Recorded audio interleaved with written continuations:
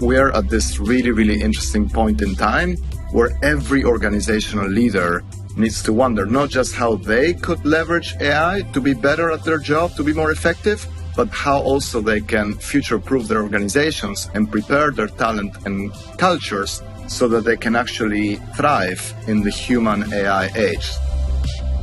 That was Tomas Chamorro-Premuzic, who we'll be talking to on this episode of Work Lab, the podcast from Microsoft. I'm your host, Molly Wood. On Work Lab, we hear from experts about the future of work, from how to approach digital transformation to what it takes to thrive in what Chamorro-Premuzic calls the human AI age. He is the chief talent scientist at Manpower Group and professor of business psychology at University College London and Columbia University. He is also the author of several books on talent, leadership, and technology. His most recent is called I, Human: AI, Automation, and the Quest to Reclaim What Makes Us Unique. I had a chance to get his perspective on what science tells us about the way AI can help unlock greater human performance, whether it's improving recruiting and decision-making or helping humans lean into their uniquely human skills. Here's my conversation with Tomas.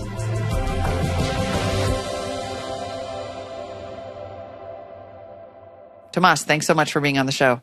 It's a great pleasure. Thank you for having me. So you're a psychologist, an educator, an executive, an author. I'd love to hear a little about your career path and how your interest in AI developed alongside of that.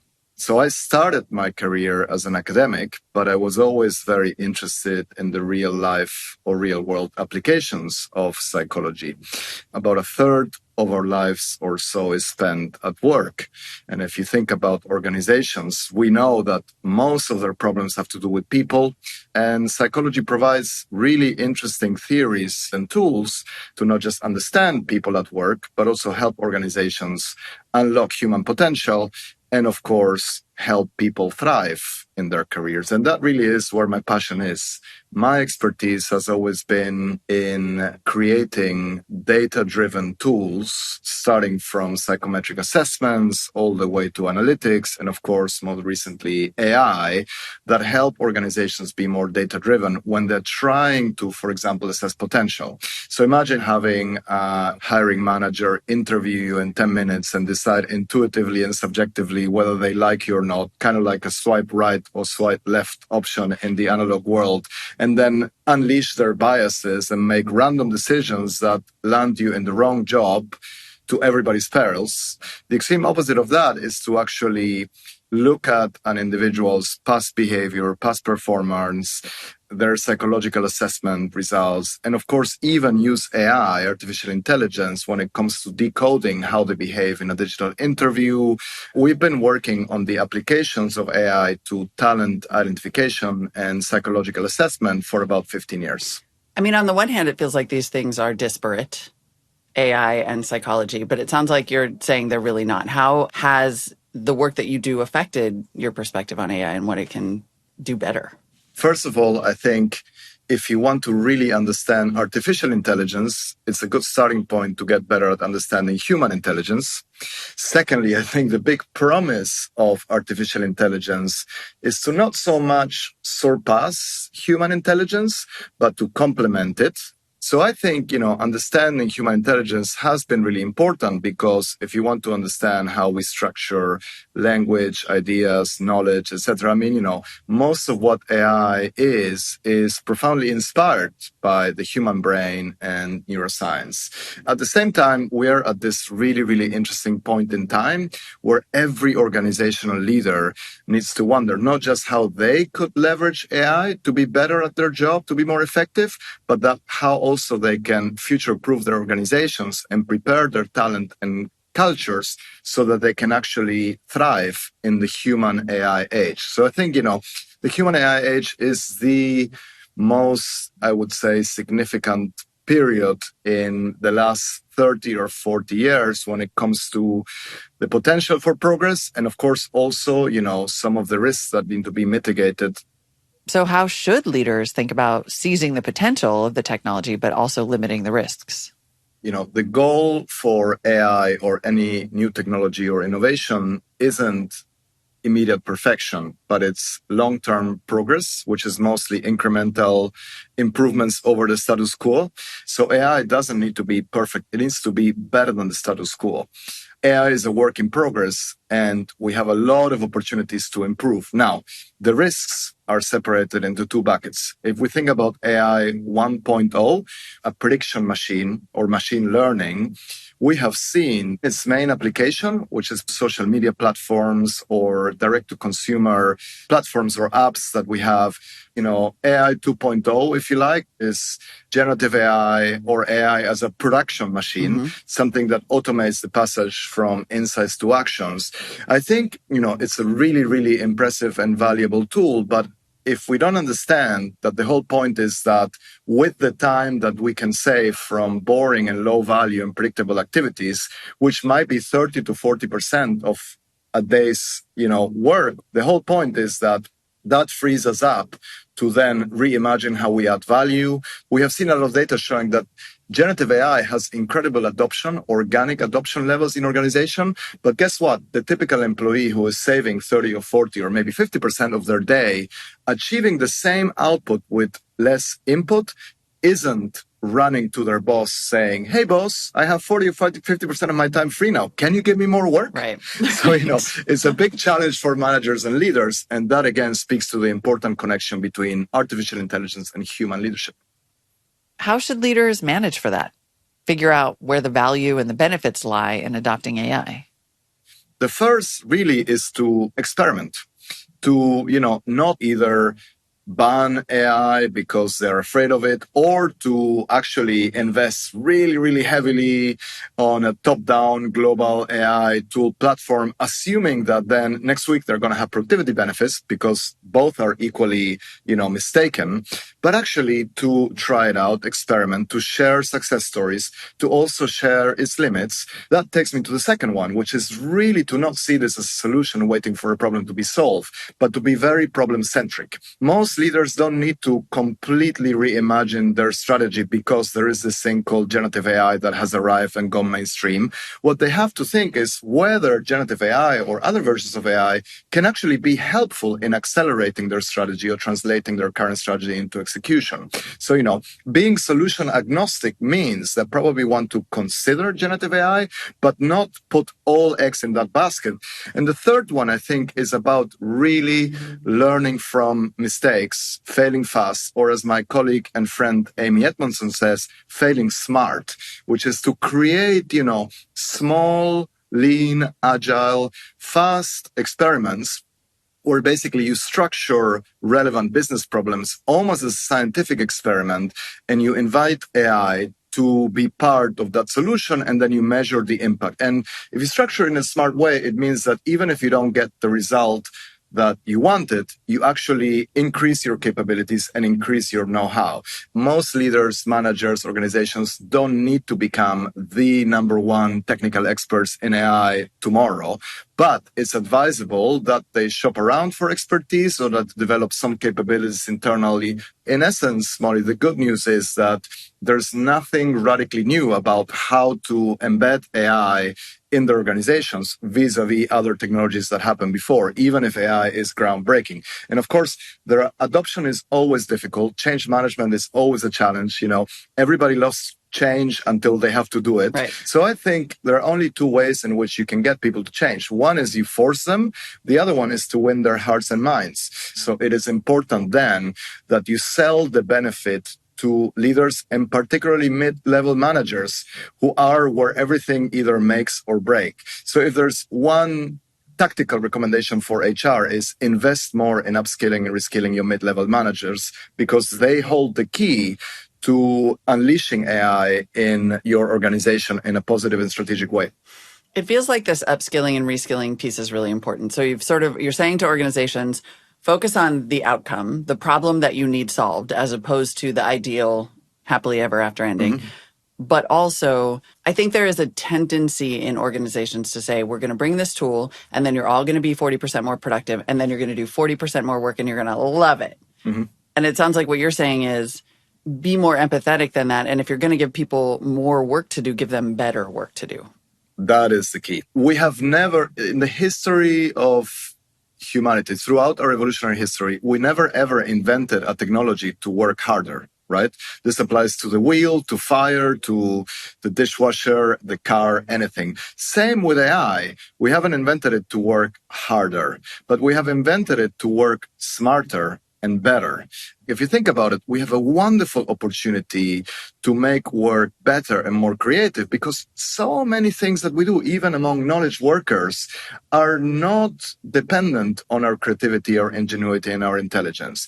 Generative AI can do this very well, even if it ends up being the intellectual version of kind of fast food or a kind of microwave for ideas. The value is going to come not from what AI does, because that becomes commoditized, but from either interacting with AI in a unique way that makes us creative, or from reimagining how we add value in our current role. Because, by the way, AI doesn't really eliminate that many jobs. Where it does eliminate entire jobs, it creates many new jobs in turn at a faster rate. But what it does is it eliminates tasks within jobs, changing the skills constellation needed to add value. I don't even think it's about so much upskilling and reskilling, but incentivizing people to really harness and apply the skills that AI is unlikely to replace or master. Things like emotional intelligence, human connectedness, critical thinking, I think understanding, right? Because AI is really good at explaining everything, sometimes without understanding anything, which of course I know some humans are also very good at doing, but we don't like too many of those. You mentioned this phrase microwave for ideas, that AI could be a bit of a microwave for ideas. I just want you to define that a little bit more for us. Yeah, so first, if you think about it, generative AI is amazing because it managed to automate output that is extremely creative. Jokes, sonnets, poems, even things like, the most creative or funny human, it would take them 3 years to get to something like that. And it can just churn it out and out and out and out. In a way, it's the intellectual equivalent of a microwave for ideas, because it gives you as many ideas as you want, really quick, almost reheated ideas, because it's taking like what everything or the crowds or a specific group thinks about something and repackaging it. So it's synthetic. And I think we're going to use it, or we're using it, or should be using it as a microwave, It's convenient, use it all the time. But, if you want to have some people over for dinner at your home and impress them, you're probably not going to microwave a frozen meal that you picked up in the supermarket. The number of people who every day tell me, oh, I done this presentation and I did it with generative AI. And instead of taking me 5 days, it took me 5 seconds. Well, you can tell because it's not that great, right? Probably 50% of my emails can be automated with generative AI. But if I really want to reach to you and tell you something meaningful, I better sit down and think about how I can connect with you. Not everything should be automated. For sure, generative AI automates a lot of our creative output. It also automates a lot of our mediocre output. And for that is great because, we don't want to spend time on stuff that is low value. You wrote a whole book about systemic problems in leadership and how the cream doesn't necessarily rise to the top in all organizations. In fact, you put it pretty bluntly. The book is titled, Why Do So Many Incompetent Men Become Leaders? So do you think new technology can root out mediocre men or mediocre leaders? I think AI poses at least a double threat to mediocre men. And of course, mediocre women, even though mediocre women are underrepresented in the highest echelons of organizational hierarchies, right? The biggest one is that AI is a really, really powerful and promising tool that could help organizations make decisions more data-driven, including, of course, promotion decisions and executive assessment and selection decisions, right? In a world in which AI helps organizations become more meritocratic and talent-centric, fewer, if maybe perhaps not any at all, incompetent men will rise to the top of those hierarchies. And there would be a much smaller gap, and perhaps no gap at all, between a person's individual career success and their ability to add value to an organization. So in fact, my hypothesis, and it might be a little bit of a kind of a cynical conspiracy theory here, is that a lot of the backlash that we are seeing against AI is coming from those people. I know, in the US, the expression is that it will be like the turkey voting for Thanksgiving or Christmas. So, if you are in charge of an organization and here comes a tool that has like an X-ray machine power to help people understand who really is adding value to the organization, and who is actually managing up and operating in a very Machiavellian, politically skilled, and manipulative way, that's a threat to incompetent men who are in charge. And the second one, of course, is that expertise is commoditized and disrupted by AI. It is much harder now for somebody who is mediocre to kind of make stuff up or to actually even make a living giving advice or selling consulting to others. Because right now, if you really want to show and convince others that you are an expert, you need to have deep expertise. There is a difference between spending 5 minutes on ChatGPT and thinking that you are an expert in medieval history because you read that, or spending 5 years studying that. It's the combination between human intelligence and artificial intelligence that holds the key to progress. I do take your point about adoption, and I have wondered about the resistance and where you encounter that, because there is a question I think about as we think about the future of work. We have to ask what work is. And for a lot of people, it's meetings, it's summaries of meetings. I know, but I think just like my academic colleagues in the beginning were like, oh my God, we should ban it because students are writing essays with these tools. And I said, well, a future for academia in which students write the essays with ChatGPT and academics grade them with ChatGPT isn't that bad. Maybe then we can work out what valuable activities we can do instead, right? And equally, a future in which you produce your PowerPoint presentations with, generative AI, and I have my AI reading them, or I use my AI algorithms to hire candidates who submit, their CVs with AI, or I send my avatar or deepfake or Copilot to a meeting and you send yours. All of that is fine, but let's not kid ourselves. That's not where the value is going to come from. The value will come from working out what we're going to do with the 40, 50, or maybe, even 30% of the time we actually save. Look, it's no different from how technology automated even creative or artistic output in other fields, right? When the synthesizer appeared, it didn't kill musical composers, but it gave a chance to some musical composers to invent electronic music and other types of music. When digital photography came, it didn't kill, professional photographers. At the end of the day, the difference between good and bad photography is not the equipment, it's the interaction of human skills with the technology. Yeah, you need the soft skills and the technical skills to succeed, right? Okay, I want to ask you about growth next. Do you have some pretty specific advice about how leaders should think about incorporating AI in company growth strategies that includes a really data-led approach?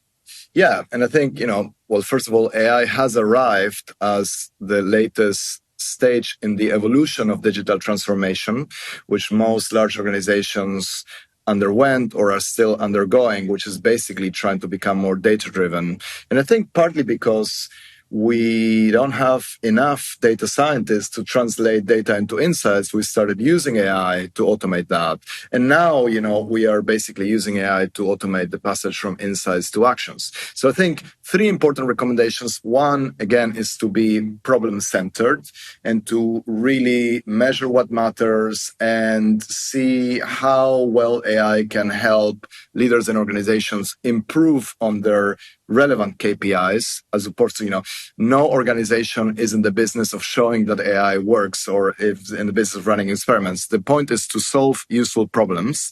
The second one is really to manage this human AI interface, which comes from rehumanizing their cultures, making their cultures a relevant, ecosystem for AI to be adopted and for AI to be leveraged, which, by the way, involves selling it to people, not demanding that they're more productive and throwing it at them. And then the final one, of course, is to be ethical and to only implement AI that is ethical by design. The good news and the advantage is that most models, most frameworks, most parameters look very similar. If there is transparency, if there is informed consent, if people opt in, if you protect their data and data is confidential and anonymous, and fundamentally, if there is a benefit for the user, the risks are minor. As Gartner's adoption curve always shows, we might be over slightly the hype phase. Things are settling. And at this stage, we can start to expect real phase of maturity and real productivity gains to kick in. If you had to pick one leadership skill that's going to become 10 times more important in the age of generative AI, what would it be? Coachability. I think even if you're a great leader, a leader who is a finished product is finished. And, regardless of how talented you are, what will make a big difference in the next 5 or 10 years is your willingness to change and get better. And I think, people differ in their coachability, but mostly, we can all trigger or incentivize ourselves to be more willing to change and get better. More and more, what will matter is your potential, not your past performance. And, to augment your potential, you need to be coachable. And that means, by the way, being open to feedback from others, listening to what you need to hear, not what you want to hear, not surrounding yourself with people who suck up to you and tell you what you want to hear, and actually go outside your comfort zone and really see yourself as somebody who is still to be molded or sculptured and somebody who needs to change and who is very much an unfinished product. So I think coachability, which, I think is a lovely skill. Author, professor, and chief talent scientist at Manpower Group, Tomas Chamorro-Premuzic. Thank you so much for the time today. This is outstanding. Thank you for having me. And that is all for this episode of Work Lab. Please subscribe if you haven't already and check back for the rest of Season 7, where we will continue to explore how AI is transforming every aspect of how we work. If you've got a question or a comment, please drop us an email at worklab@microsoft.com. And check out Microsoft's Work Trend Indexes and the Work Lab digital publication, where you'll find all our episodes along with thoughtful stories that explore how business leaders are thriving in today's new world of work. You can find all of it at microsoft.com/worklab. As for this podcast, please, if you don't mind, rate us, review us, and follow us wherever you listen. It helps us out a ton. The Work Lab podcast is a place for experts to share their insights and opinions. As students of the future of work, Microsoft values inputs from a diverse set of voices. That said, the opinions and findings of our guests are their own, and they may not necessarily reflect Microsoft's own research or positions.